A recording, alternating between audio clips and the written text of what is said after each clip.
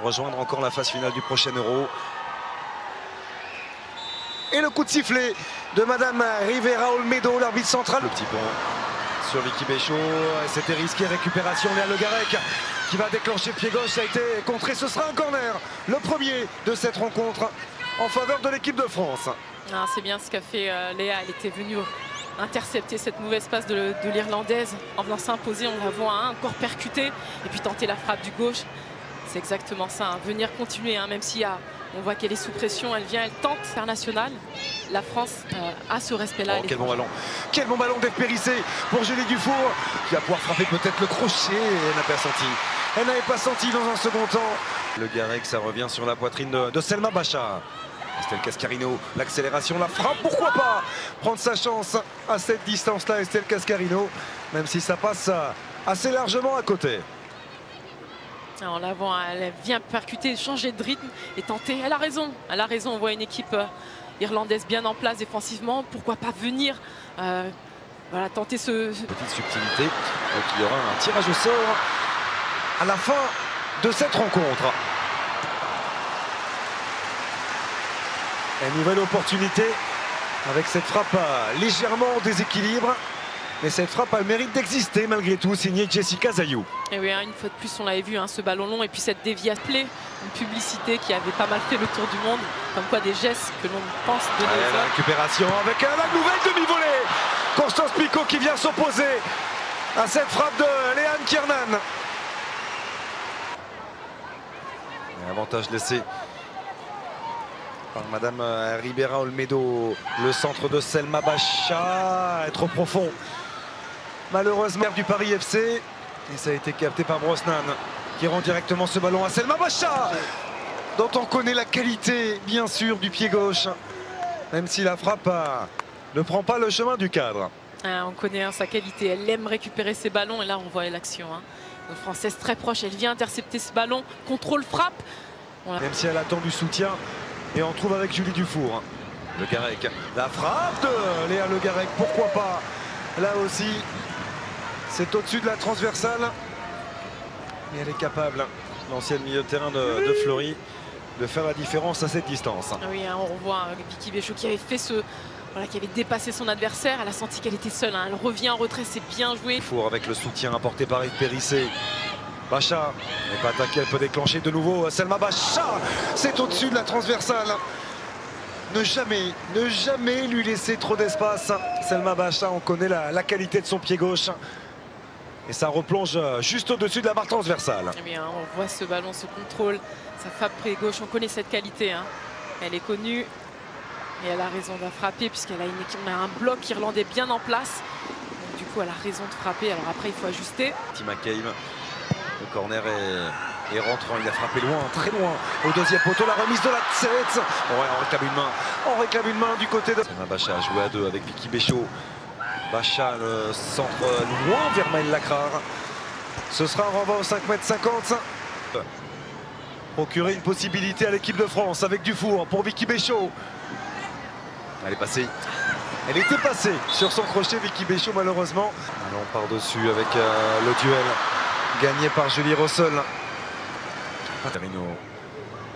Bassamoura, le crochet, un petit peu long et une énorme prise de risque là de la part de la jeune joueuse du Paris Saint-Germain qui a été prise. Le centre en rentrée, heureusement.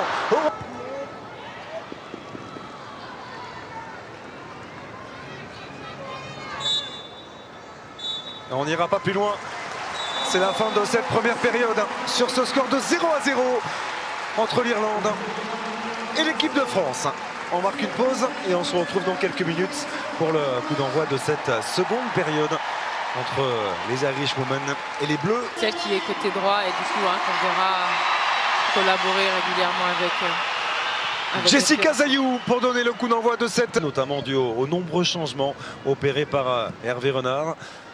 Les Bleus devront faire plus offensivement et Delphine Cascarino peut apporter tant de choses. La première tentative, c'est repoussé par Courtney Brosnan. C'était bien joué avec cette transversale directement sur Delphine. Elle avait pris le parti d'accélérer et de frapper dans la foulée.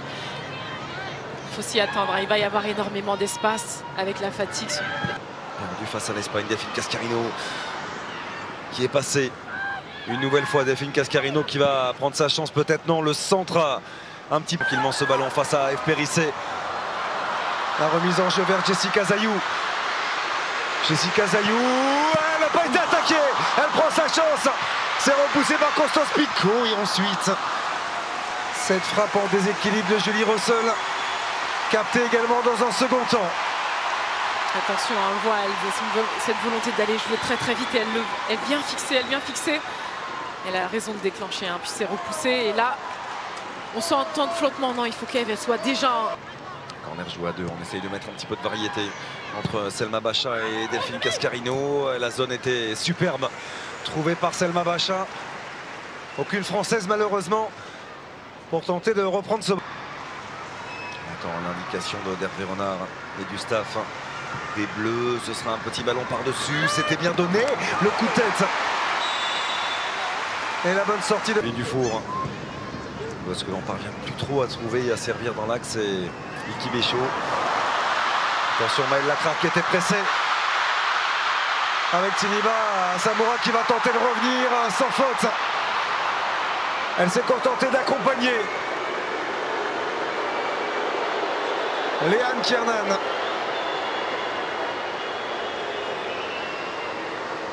On revoit, hein, alors qu'on devait contrôler ce ballon, garder, relancer. On voit, hein, une fois de plus un Kiernan venir mettre la pression, passer devant Tiniba, mais c'est bien. Tiniba, elle revient, elle met le bras. Là, c'est sans faute, hein, ça c'est duel à duel, quoique si ça aurait pu être faute, puisqu'elle vient elle accroche le bras pour la retenir, mais c'est plutôt bien défendu dans l'attitude de la part de... Bon contrôle de Rossel.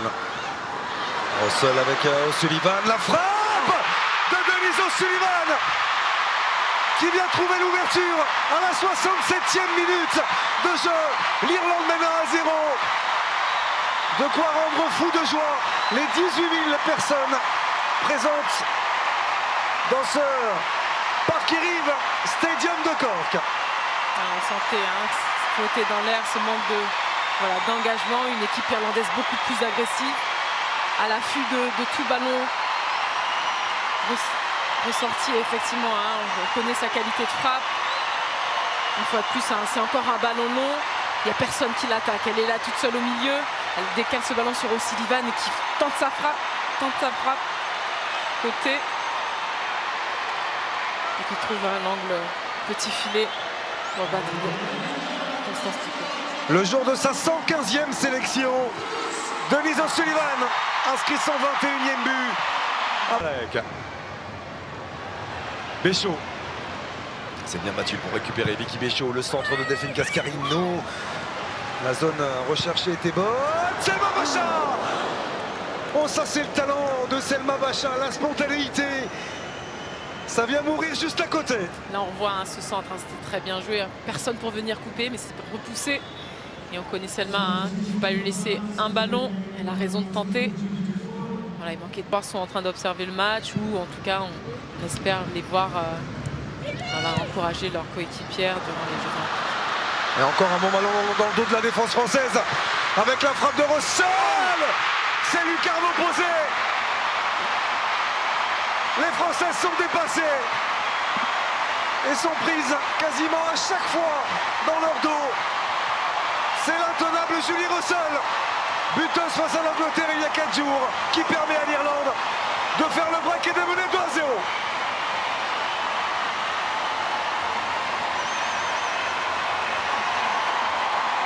Ça fait un petit moment qu'on sent que les Françaises sont attendent, c'est assez attentif.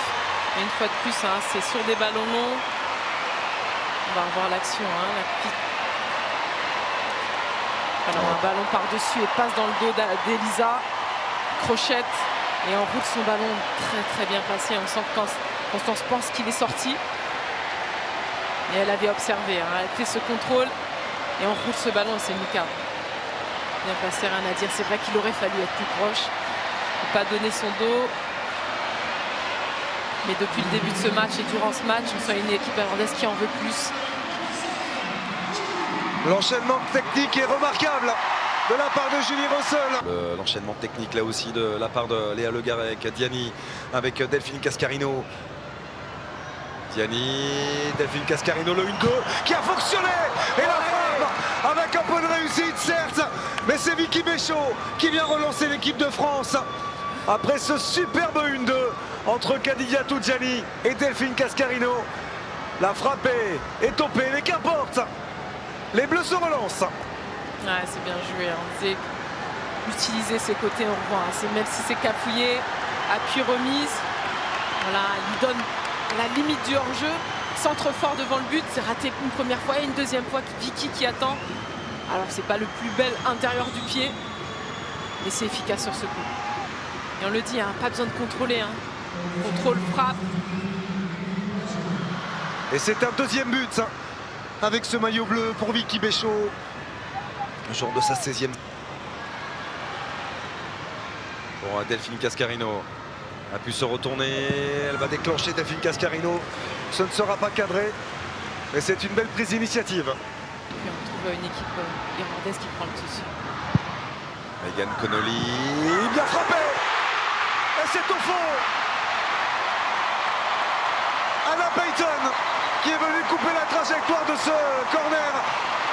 Très bien frappé par Megan Connolly.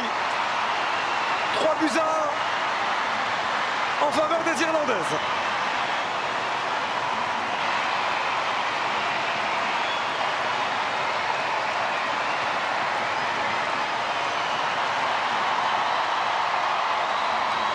On voit un centre plein axe. Effectivement, il faut passer devant. Le retouche. La dernière, ce ballon. Mais la différence, c'est qu'elle vient de loin et elle vient chercher ce ballon. Alors qu'on est actuellement en train d'attendre ce ballon. Non, là, il fallait chercher ce ballon, il fallait le percuter, il fallait le chercher. Alors, c'est l'Irlandaise qui passe devant, qui met du Et sur coup de pied arrêté, l'équipe de France est performante, on le sait. Les Bleus ont marqué 12 de leurs 16 derniers buts suite à... Ils ont des ressources, les Bleus, et de la qualité. C'est terminé.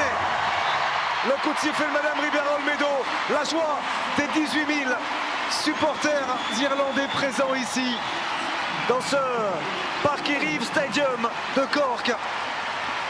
Dans le sud de l'Irlande, l'Irlande réalise sans doute le plus grand exploit de son histoire en s'imposant pour la toute première fois face à l'équipe de France sur le score de 3-1, grâce notamment à un but de Denise O'Sullivan. Ah oui, hein, les Irlandaises méritent simplement leur victoire. Au niveau de l'engagement qu'elles ont mis, du cœur, la présence, et puis constamment durant le match. Elles ne sont surtout pas laissées aller. Et c'est vrai qu'au niveau de nos Françaises, il a manqué ce surplus d'âme, d'aller faire les efforts ensemble, de mettre de l'impact, de répondre à l'impact. Et de savoir, malgré l'orage, continuer à jouer, poser le ballon, communiquer. Or, on a vu beaucoup trop d'approximations, beaucoup trop de manque de justesse. Et à ce niveau-là, ça ne rigole pas. Et donc, du coup, victoire normale de l'Irlande. Avec des Bleus largement remaniés, on l'a évoqué, un système qui était totalement différent. 11 autres joueuses que celles qui s'étaient imposées de buts 1.